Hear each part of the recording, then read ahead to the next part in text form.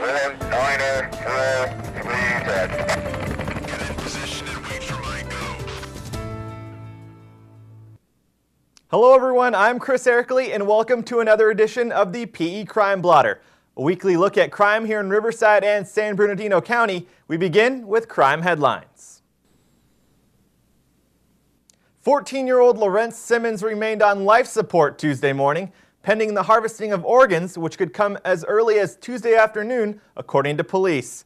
The Riverside Poly High School freshman was gunned down last week, just steps from his front door in the 2200 block of Georgia Street, and what police are calling a crime against a good kid who had no gang ties or history to explain the callous shooting.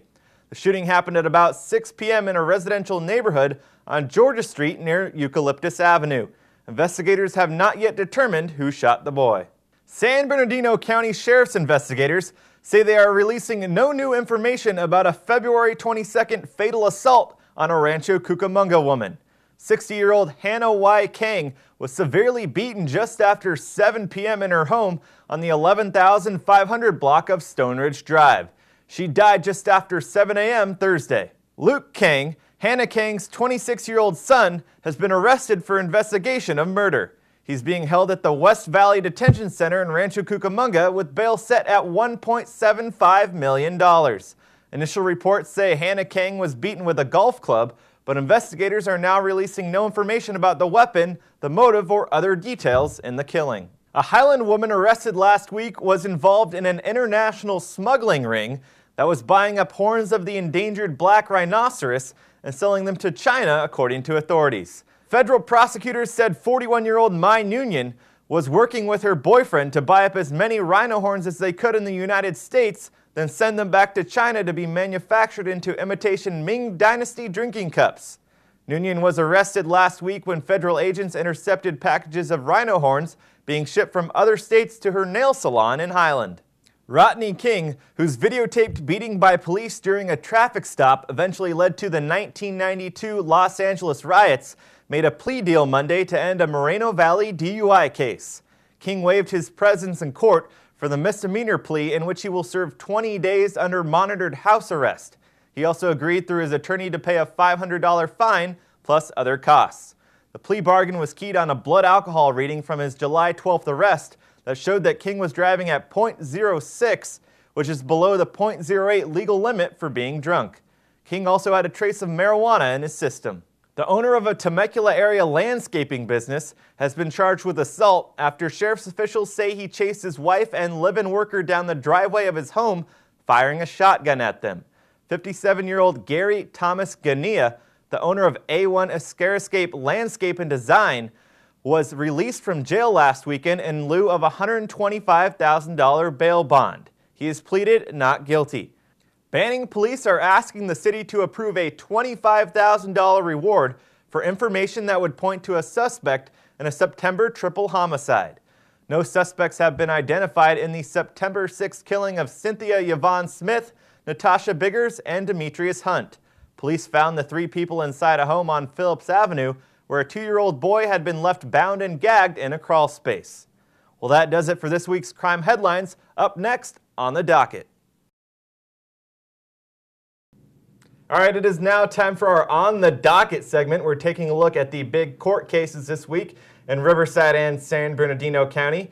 Joining me now is the Press Enterprise's Rich Diatley. Rich, our first case out of Temecula involves a wine country businessman.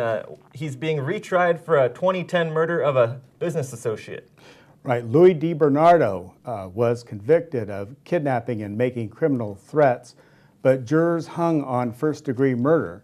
This involved a business rival, Victor Borchards, and his wife, Suzanne. DiBernardo's attorneys say the shooting was an accident.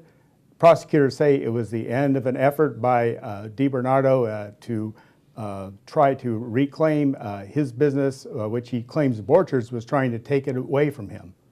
And our next story out of Hemet involves two men who were arrested by the CHP for reading the Bible outside a DMV. Right, there's more to this than just a misdemeanor criminal case. Hemet Cavalry Church, which they are members of, also filed a suit in federal court They're being charged with misdemeanor counts for allegedly disrupting the DMV's business by reading the Bible out loud to customers, but not having a permit while doing this on state property. The men claim this is not a demonstration and does not need a permit. Then finally, probably our most shocking case, one involving a murder by an 11-year-old boy killing his neo-Nazi father. The competency of this boy has been an issue since this case began in May of last year. Jeff Hall, a member of the National Socialist Movement, was shot in the head as he was sleeping.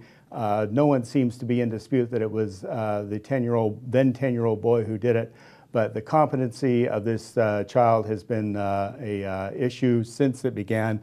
Expect this hearing set for tomorrow to be delayed as well.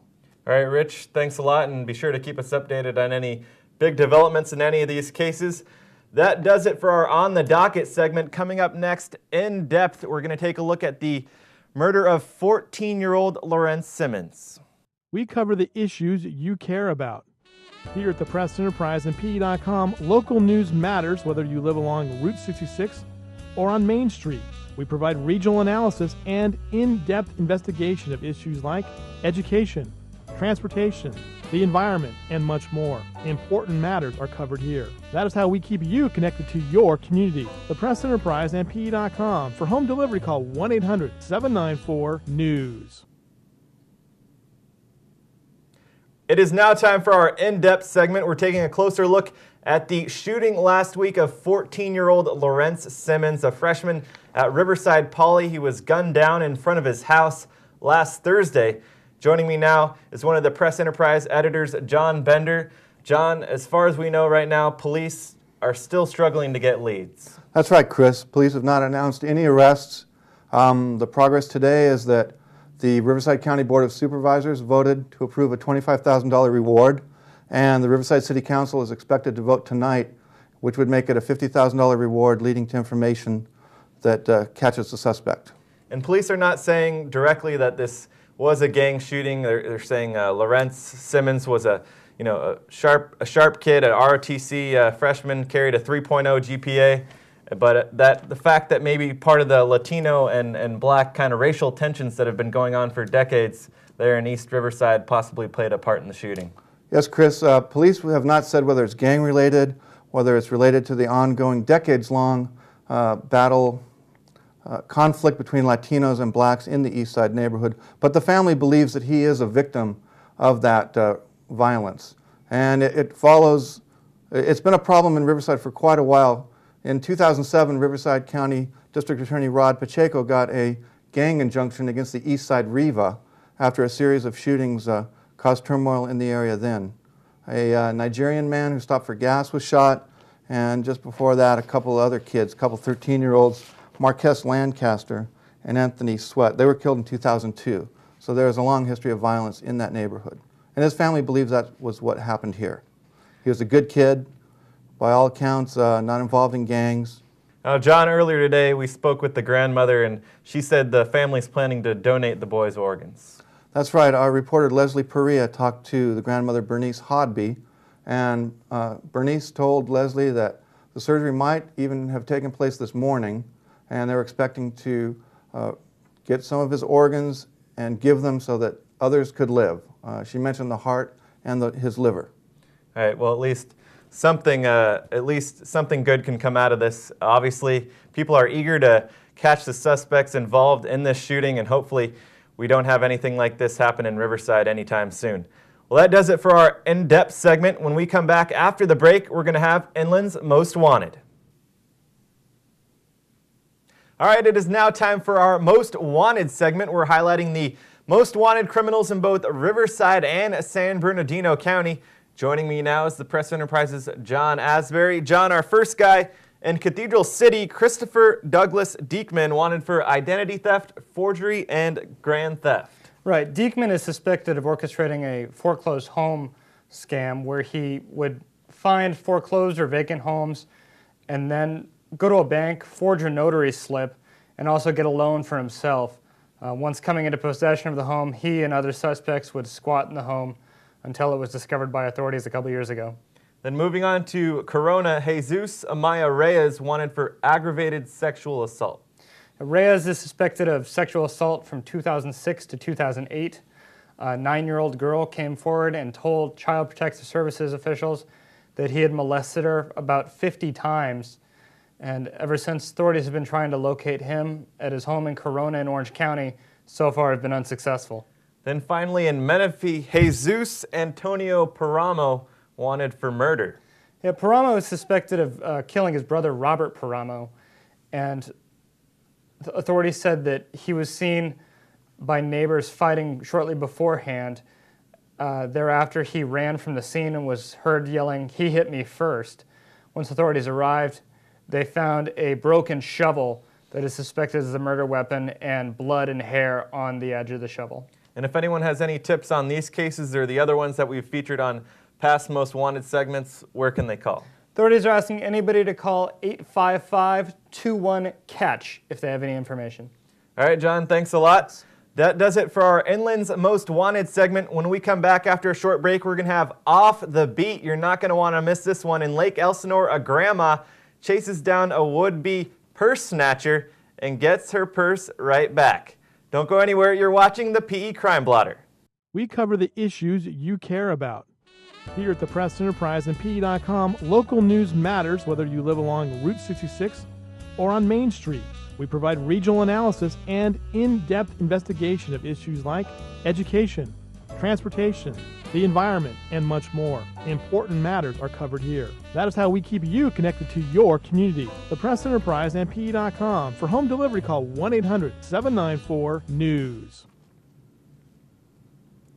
Welcome back. It is now time for our Off the Beat segment, kind of the unusual crime of the week, our favorite way to end the show. I am joined now by the Press Enterprise's Sarah Burge. Sarah, this one takes us to Lake Elsinore. There was a 76-year-old woman who had her purse stolen by a man who she eventually chased down and got him to drop the purse. Not something you hear every day. Kind of give us a little play-by-play of what happened. Right. Well, she'd been shopping at Target, went back to her car, and this guy came up around to the passenger side and grabs her purse right off of the passenger seat, bolts, and she apparently decided she was not going to sit idly by and let this creep run off with her handbag. She jumps out of the car and starts following him around the parking lot, shaking her finger at him and presumably giving him a piece of her mind. Goes all the way around this minivan, and apparently the guy just was so taken aback, he just dropped the thing and split. So she got her handbag back.